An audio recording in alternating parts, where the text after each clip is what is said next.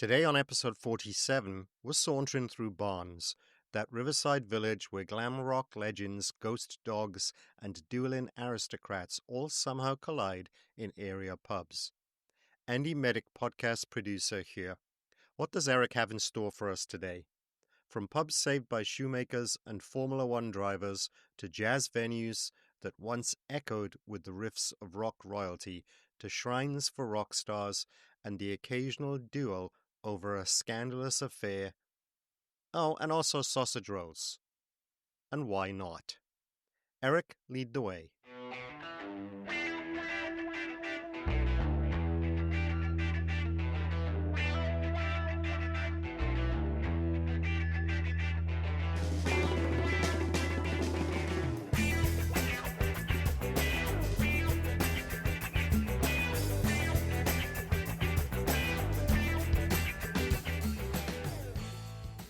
Welcome to this episode of the Historic London Pubcast. I'm Eric Blair, and I'd like to take you on a journey through the rich history of London's iconic pubs. My goal is to share with you my passion for the great old pubs of London. I want to give you some facts to help you appreciate the history of these hallowed establishments, mixed in with some fun stories that make it all go down as smooth as a well-poured pint. Our previous episode was in Mortlake, and we ended up at the White Hart, just over the Eastern Line in Barnes, the next village over. Today we'll stay in Barnes and visit 4 more of its finest pubs, and just like Mortlake, Barnes has plenty of history to keep us entertained as we walk between the pubs. First stop will be a pub in the neighborhood, about a 7-minute walk straight south of the river. This pub is located at 28 Cross Street.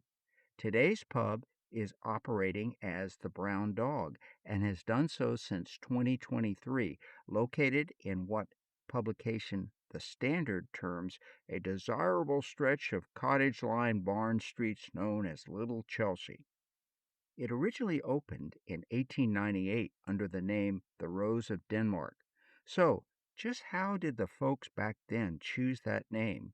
The Rose of Denmark refers to a very popular royal that started life in, you guessed it, Denmark. She was Alexandria, the eldest daughter of the man who, in an unusual set of circumstances, became King Christian IX of Denmark. Despite her royal blood, and because her father was not initially considered an heir to the throne, Alexandria's early life in Denmark was modest by royal standards, with her family living frugally in Copenhagen in accommodations described as charmingly middle class. That all changed in 1863 when she married Albert Edward, Prince of Wales, Queen Victoria's heir, and the future King Edward VII. Their marriage, arranged in spirit of diplomatic alliance, turned Alexandria into a beloved figure in Britain. She was young, elegant, and with strikingly beautiful features that made her a fashion icon and the subject of popular adoration. Londoners especially were captivated by her poise and charitable presence. Her Danish background lent her a kind of exotic Northern European mystique that only deepened her popularity. On the death of Queen Victoria in 1901, Albert Edward became king as Edward VII, with Alexandria as Queen Consort. She became Queen Mother on Edward VII's death in 1910, at which point their son, George V, acceded to the throne. Alexandria died at age 80 in 1925. There's also a Masonic lodge in Barnes named the Rose of Denmark. It was founded around the time of Alexandria's marriage to Albert Edward, 1863, and the pub was named for her in 1898, a couple of years before her coronation, both peak times in her public popularity, with numerous ships and other pubs also taking her public moniker. Oddly enough, the Masonic Lodge met in other pubs, including the White Hart over on the river, but never at the pub with the same name as their lodge. Go figure. But even without the Masons' trade, the pub rocked along for another 125 years under its original name until closing at some point and re-emerging as the Brown Dog. Again, back to the article from the Standard, it appears that the pub redo was somewhat of a rescue. A local boozer in Barnes has received a new lease on life after a group of investors reinvigorated the historic property. Leading the charge is George Glasgow Jr., the CEO of George Cleverly Shoes in Royal Arcade on Old Bond Street. The Barnes residents told the Standard he wanted to create a truly independent local pub. Although my business is based in Mayfair, Glasgow said, I have a remarkable number of clients who tell me they are looking for a lovely local pub. Glasgow got together with some other well-heeled folks who wanted to invest in the pub, including famed Formula One driver David Coulthard. Glasgow terms the group as Barnes residents who came together because we all wanted to make a local pub that was truly independently owned. It seems that their hearts are in the right place. Another quote from the article. Glasgow said that the new team is committed to maintaining the Brown Dog as a proper local. Community-focused events will include Barnes Mum Collective, a monthly morning meeting designed to support area mums with the range of family challenges from childhood nutrition to emotional well-being. And in keeping with the pub's name, the Brown Dog is pooch-friendly too. Thank you, Standard. So, what do the folks say about the pub today? It gets good reviews, the staff is well complimented, and the folks seem to like the food. One reviewer on pubsgalore.com felt that the pub had gone too gastro, so I guess maybe they weren't there to eat. Pubs are under a lot of pressure these days, and although I prefer a pub that's not particularly gastro as well, it's a do what you can to survive situation. Gastro or not, this part of the comments won my heart. Lots of TripAdvisor reviews compliment the pub's vibe as that of a local. If they can achieve that, I'm on board. There seems to be no regret on anyone's part for the 7-minute walk from the river to get to this pub. So I'm there the next time I visit Barnes.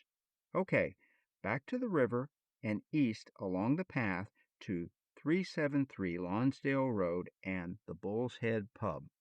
With its origins dating back to at least the 17th century, the Bull's Head has long stood as a landmark along the Barnes riverside. The current building was constructed in 1846, not long after the pub was acquired in 1831 by what would become Young's Brewery.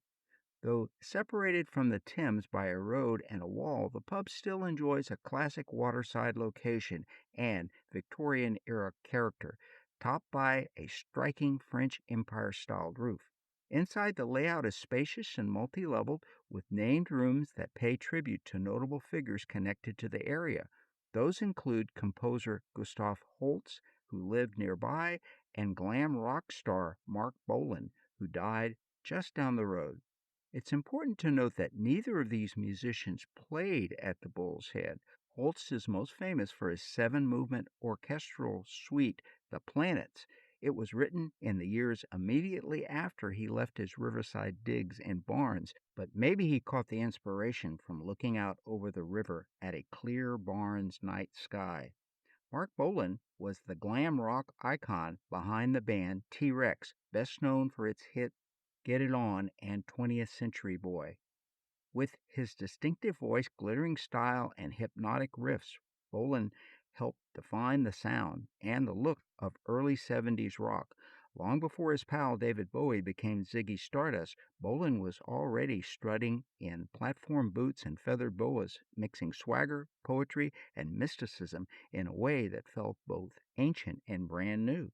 He died tragically in 1977 at just 29 years old when the car he was riding in crashed into a tree on Queen's Ride in Barnes, less than a mile from the Bull's Head.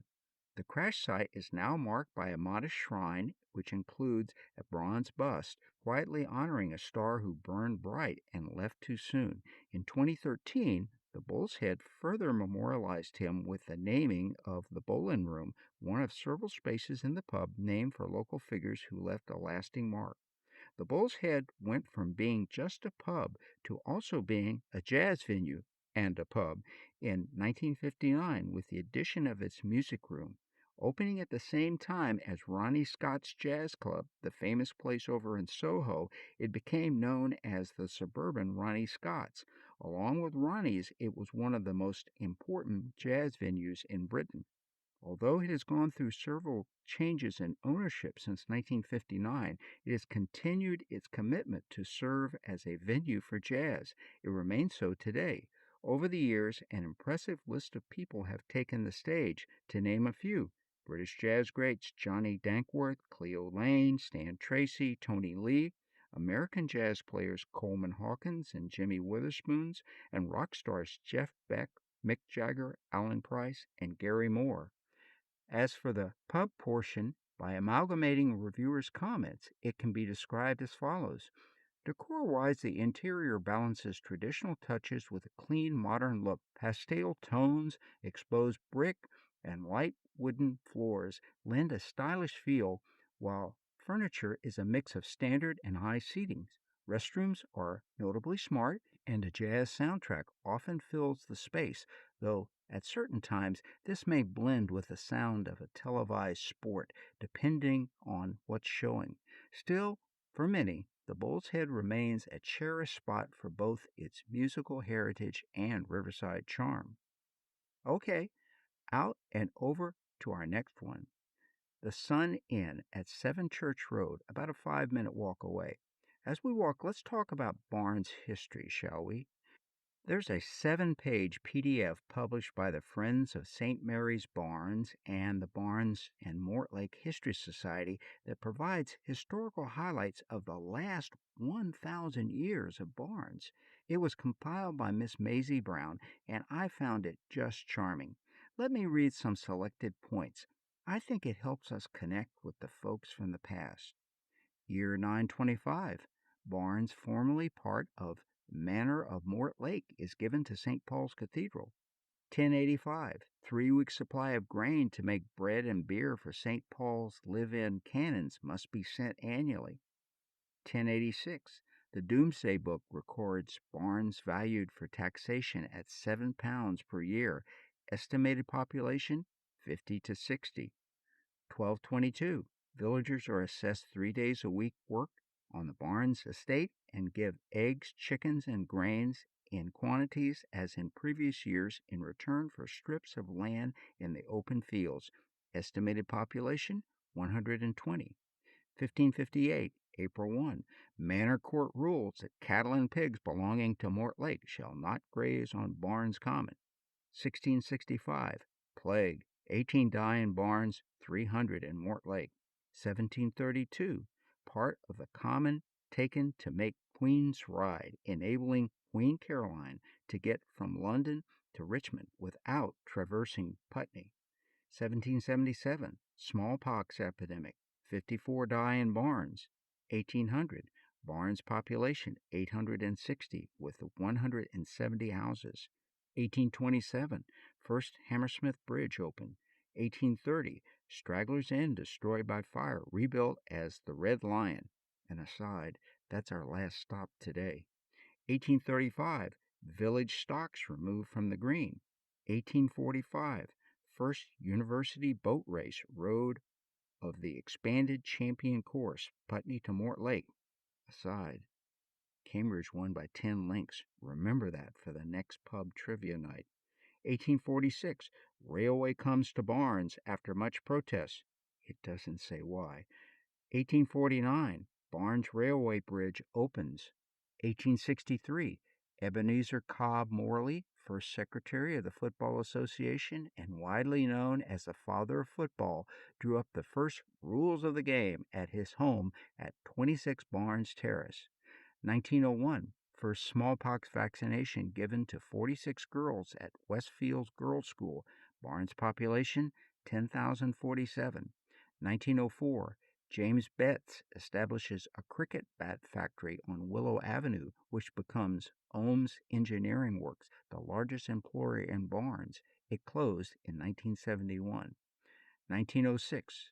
First motorized bus service from Barnes to London. 1918. World War I. 353 men and 1 woman from Barnes die in the conflict. 1939. terrorist attempt to blow up Hammersmith Bridge, foiled by brave passerby, ladies' hairdresser Maurice Childs. An aside, this was part of an IRA terror campaign that occurred in 1939 and 1940. It died out as World War II got going. 1940, first bomb falls on Barnes on the 25th of August. By the end of the war, 114 armed forces members and 59 civilians from Barnes were killed. 1955, two trains collide on railway beneath Queen's Ride, 13 killed, 41 injured.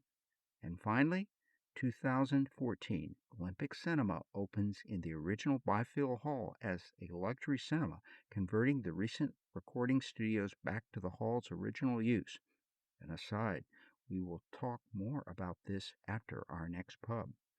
Wow, talk about a time machine. Thank you, Miss Brown. There's one thing that was left out, though. A duel was fought on Barn Elms a few years back, January 1668, to be exact. That's over by our last pub. Maybe we ought to get a bit braced before we get into the details of that one. Anyway, here we are at the Sun Inn. The Sun Inn has appeared in trade directories since at least 1720. It served as a rest stop on the Putney Barnes Richmond route, which was popular with market and chapel goers. Adjacent to Barnes Pond, it has been a fixture in local postcards and paintings. The building itself is a beautiful example of traditional British pub design. Its appearance features whitewashed gabled front, bay windows, and ivy-covered facade. It has been Grade 2 listed since 1988. Cameras said that this pub was originally a Georgian coffee house, but has sold beer since around 1776. Inside, the pub is rich in nooks and crannies, alcoves, and snugs, often separated by dark wood and leaded glass screens, creating a sense of intimacy and discovery with steps throughout. Lots of good reviews. 81% on TripAdvisor are good or excellent. Food seems to be a big part of the business, but several folks talk about the local feel, beer selection, and how nice it is just to pop in for a couple of drinks. Overall, I would say the Sun Inn passes muster and seems to have been doing so for at least 300 years. And hey, you can't get a better view of Barnes Pond while sipping a brewski. Now, I know you may want to sit back, relax, have another, but we have one more pub to get to. Maybe this piece from Haunted Hostelries, UK, will get you going. In April 2001, Barnes Pond dramatically emptied overnight. Although a broken drain was suspected, no cause could be conclusively found. It's hard to believe. However, there were murmurs of paranormal involvement. It has since been returned to its previous glory. There have been legends of ghosts and apparitions in the Barnes Pond area for many years. They are believed to have been people who committed suicide or accidentally drowned in the pond. The Sun Inn exhibits ghostly manifestations. These include several ghosts on the top floor. However, there is no precise history from them. They may well have been bodies brought to the pub until inquests could be held. There's also reports of a dog that frequently barks loudly in parts of the pub where there's no such animal. Wow, that did it. Got you going, huh? I don't think I've seen anyone move that fast to the door in a while. Okay, head east for about 9 minutes, mostly on Church Road, and we'll get to our last pub. On the way, we pass something Ms. Brown mentioned in her time machine. Remember, her entry said, 2014 Olympic Cinema opens in what was Byfield Hall, converting the recent recording studio back to the hall's original use. I think she didn't think much of the recording studio being there, but I will tell you, this is no run-of-the-mill studio. Let me read to you from the first paragraph of the Wikipedia article on this place. Olympic Studios was a British independent recording studio based on Church Road, Barnes, London. It's best known for its recordings of many artists throughout the late 1960s to the first decade of the 21st century, including Jimi Hendrix, the Beatles, the Rolling Stones, David Bowie, Marc Bolan, Led Zeppelin, Ella Fitzgerald, Queen, Ray Charles, The Who, B.B. King, Traffic, Prince, the Eagles, Eric Clapton, Adele, and Bork. It is often regarded as being as significant as Abbey Road Studios and remains an important cultural landmark. See what I mean? That should pique your interest. Begun in central London in the 1950s, the studio was moved to 117 Church Road in 1966, taking over Bothwell Hall, which had been built in 1906. The Rolling Stones were among the first clients. Then the Beatles did some early work there on their song All You Need Is Love. Next, Jimi Hendrix moved in and recorded large parts of his first three albums, Are You Experienced, Axe as Bold as Love, and Electric Ladyland. On and on from there. Led Zeppelin's first album, all the way through Physical to Graffiti, and their last studio track, Kashmir. The Who recorded Who's Next and Quadrophenia. David Bowie, Deep Purple, Blind Faith, The Seekers, The Moody Blues, Procol Harum. Heck, my entire record collection was recorded at this place. And then film scores, Jesus Christ Superstar, The Life of Brian, The Rocky Horror Picture Show. Wow, just wow. In 1987, Virgin bought the studios, and by 2008, they announced the closure. I don't see something this significant to the music of our time being just shut down and forgotten. But they didn't consult me. Wikipedia gives us a little vague hope with this paragraph. Although much of Olympic has returned to its original purpose as a cinema, it still maintains a small recording facility designed with the help of original members of the studio's staff, who are also now involved in the construction of a much larger studio, performance, and teaching space to run alongside Olympic Cinema at the iconic location. Disappointing, isn't it? That just doesn't seem to be enough. I will link the Wikipedia article in the notes. You might want to check it out, especially the section at the end entitled Artists at Olympic Studios 1966 through 2009. Everybody, simply everybody was there. Okay, let's proceed to the pub. I need an attitude adjustment. But first, let's get one more piece of history out before we take in a bit of liquid reward at the pub. The pub we are going to, the Red Lion, sits on the northwest side of an open area that has long been referred to as Barn Elm. Today, Barn Elms consist of various sports fields and is managed and sometimes referred to in total as Barn Elm Sports Center. Now, unlike the village, this area uses barn in the singular. So what's the history we're talking about, you ask? Well, for that, we start with a nobleman from a family of noblemen, one Francis Talbot, the 11th Earl of Shrewsbury. He was an officer in the forces supporting the Royalists in the 1650s, trying to keep the king on the throne. After they were defeated, he hung out in Europe for a time, but eventually made it back to Britain and tried to smooth things over with the anti-royalists then in power, led by Oliver Cromwell. That worked to the degree that he was able to keep his head. After the pendulum swung the other way in the 1660s and Charles II took the throne, Shrewsbury was a man well positioned and took plum assignments in the king's court. But his domestic life was not favorable.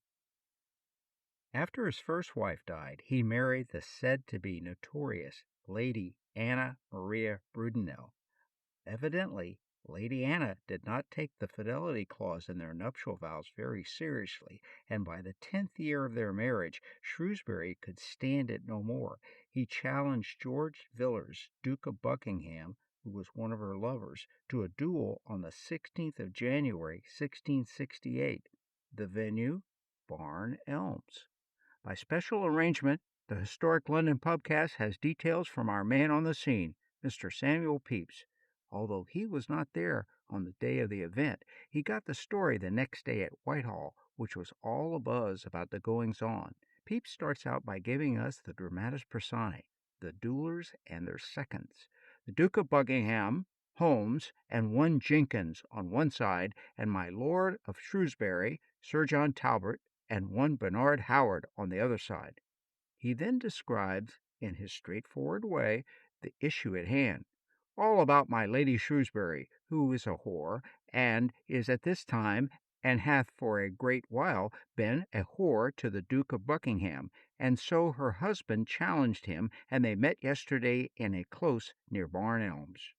Now he gives us the results. The choice of weapons was swords, so things got nasty. My Lord Shrewsbury is run through the body from the right breast through the shoulder, and Sir John Talbot, that's Buckingham, all up along one of his arms, and Jenkins killed upon the place, and the rest all in little measure wounded. The final count was husband Shrewsbury killed, Jenkins, one of Buckingham's seconds, killed, and all others, including Buckingham, wounded. Finally, Pepys could not resist making a bit of sarcastic comment on the matter.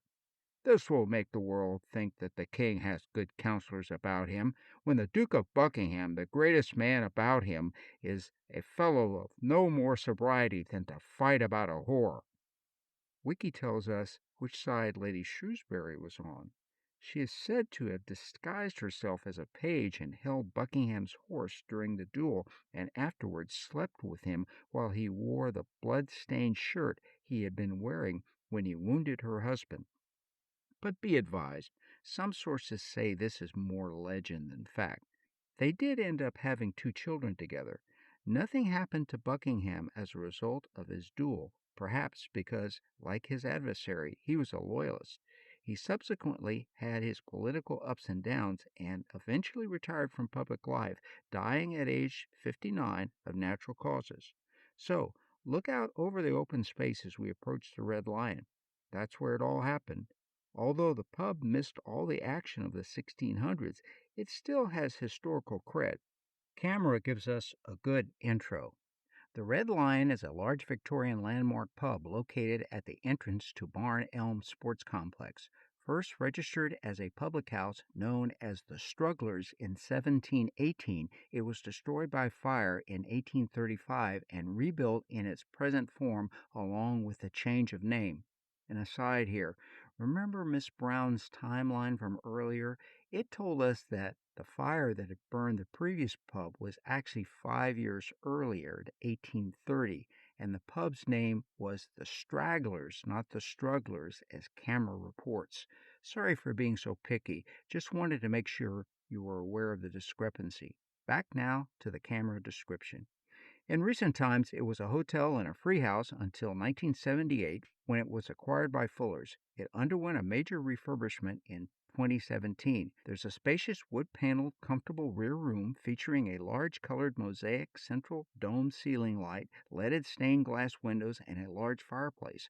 Outside is a heated covered patio, and beyond this a large artificial grass garden with plenty of seating that includes a children's fenced play area. The garden bar is open on busy summer days or as demand requires. There's also extensive outside seating along the side and front of the pub that includes 2 cozy 4-seated heated cabins. Food is available from varied modern menu. The pub is renowned for its annual Great Sausage Roll Bake-Off competition, a live cooking event where around 20 professional chefs take their turns to create, roll, and bake their own take on the sausage roll. Thanks, Camera. Looks like a good place to stop in. The generally tough reviewers on pubsgalore.com like it. See the notes. And it gets 83% good or excellent ratings from the TripAdvisor reviewers. But in this case, we have a special review from a unique perspective. In 2022, Dan Wiggins, clearly an intrepid pub fan like us, decided to check out what he thought were all the pubs in London carrying the name Red Lion. He made that to be 24. His write-up was published in thelondonpress.uk. Now, he didn't do this in a day, mind you, but a period he referred to as months. He commented briefly on each and then gave a 1 to 5 rating in each of 3 categories: exterior, sign, and interior. The link to his full article is in, well, you know by now. You know where it is. Okay, how did this Red Lion fare? Pretty darn good. He commented, the Red Lion in Barnes is a nice-looking pub with an unusual design. A Fuller's pub This particular Red Lion is unusually looking with a balcony out front and a pair of real red lions on either side of the main entrance to greet you. Inside, the pub is beautifully decorated and cozy with plenty to choose from to eat and drink, although you'll need a deep wallet. The interior of Barnes Red Lion is just as nice as the outside, with a wide range of drinks to try. His 3-category rating for the pub was, now remember, each of these is out of a max of 5, exterior 4.2, sign 4, and interior 4.5. So how does this compare to the best Red Lion he found? That was the one in Kennington. The answer, very close. Sign was the same, 4.5. Interior of the Kennington pub was 4.5 versus 4 for the Barnes, and exterior was 5 versus 4.2 for Barnes. I think his report serves to further recommend this pub. BeerPages.com reported in a 2021 article that the Red Lion had won Fuller's Master Cellarman Award. The Fuller's website says this is no small achievement. The Master Cellarman accolade rewards exceptional cellar standards and brilliant beer keeping. It is a mark of premium quality that you can rely on and is not a title we give away lightly. To earn the honor, pubs must score 90% or more in 4 consecutive assessments, with marks easily lost even for the slightest smear on a pint glass. Assessing our pubs is a full-time job with every establishment checked 4 times a year. That's more than 1,500 inspections every calendar year, all to ensure you can enjoy beautiful beer from cellars well and truly up to scratch. Way to go, Fullers! And congratulations to the Red Lion Barnes for meeting a high standard in their poured product. This one is a thumbs up. And even if you need one more thing to convince you to pop in, an article from the Londonist about this pub says, even Jimi Hendrix found his way to the Red Lion, supposedly riding Purple Haze here. Please, please let that be true. So, that does it for our trip around Barnes. Lots of good pubs and interesting stuff. If you are headed that way with this info in hand, be sure to also check out the previous episode on Mortlake so you'll be clued in about what's happening just next door. If you've enjoyed this little wander today through pubs in the past, we'd love to hear from you. Stories, memories, or ghost sightings are always welcome. You'll find us at historiclondonpubcast.com or drop us a line at the email listed in the notes. If you haven't already, hit the follow or subscribe for the show so the next tale finds you when it's ready. Let's just say there's a bar stool waiting and the past is buying the first round. Until then, cheers.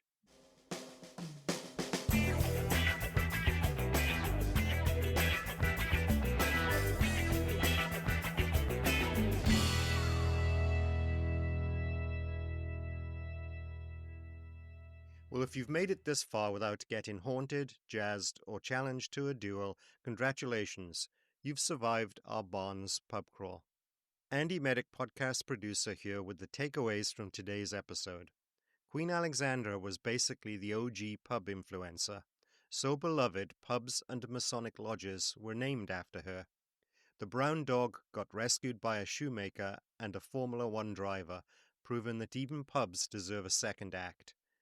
The Bull's Head hosted more jazz legends than Ronnie Scott's, and no, Marc Bolan never played there, but he did die nearby, so that counts for something. The Sun Inn is haunted by ghostly figures and possibly a very vocal spectral dog. Barnes once had a duel so scandalous that even Samuel Pepys couldn't keep the gossip to himself. And Jimi Hendrix might have written Purple Haze at the Red Lion, which, if true, should probably qualify the place for UNESCO World Heritage status. Oh, and let's not forget, Olympic Studios basically recorded the soundtrack of the 20th century before becoming a posh cinema. R.I.P. to the rock legends who laid tracks there. Up next on episode 48 of the Historic London Pubcast, we leave the haunted charm of Barnes behind and crank the voltage up in Battersea, home of Battersea Power Station, 20th century electricity and 19th century pint-pouring perfection. Here's a little taste of what's on tap. A power station so iconic it starred in Pink Floyd, album art, and Monty Python. Victorian pubs with attitude. The Prince Albert throws shade with parody signs and perfect pints.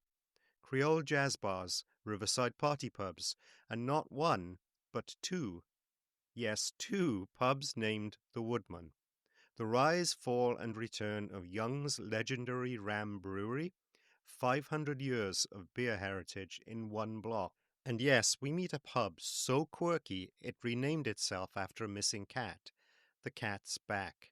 Spoiler, the cat returned. From steam-powered grandeur to boozers saved by local petitions, our next episode is a pub-soaked stroll through Battersea and Wandsworth's wild side.